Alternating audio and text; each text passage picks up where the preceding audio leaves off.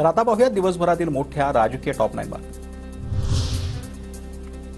लाडक्या बहीण योजनेच्या श्रेयवादावरून मंत्रिमंडळाच्या बैठकीत हंगामा। अजित पवारांच्या दादांचा वादा आणि जाहिरातीवर शिंदेंच्या मंत्र्यांचा आक्षेप। मंत्री शंभूराज देसाई, केसरकर, दादा भुसे दादांच्या मंत्र्यांवर आक्रमक।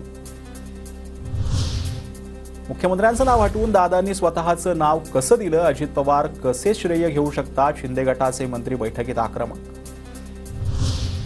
शिंदे आणि दादांच्या मंत्र्यांमध्ये फडणवीसांची मध्यस्थी। यापुढे एकटा कुणी श्रेय घेणार नाही, फडणवीसांची सर्व मंत्र्यांना ग्वाही। सूत्रांची माहिती।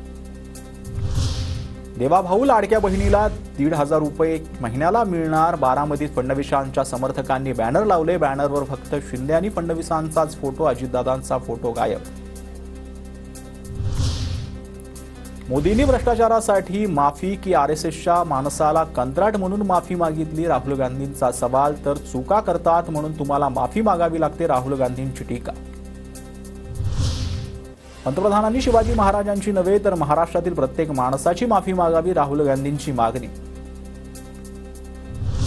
महाराष्ट्रातल्या खेडेगावामधलं रस्त्याचं कंत्राट गुजरातला कसं मिळतं? राहुल गांधींचा सरकारला सवाल। तर अदानी आणि अंबानी या 2 लोकांनाच कंत्राट मिळत असल्याचा आरोप।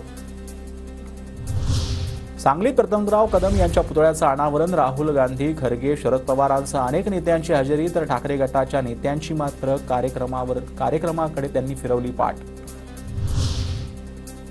मराठवाड्यात 55 टीएमसी पाणी आणण्यासाठीच्या प्रस्तावाला मंजुरी। वैतरणा उल्हास खोऱ्याचं पाणी गोदावरी खोऱ्यात आणणार।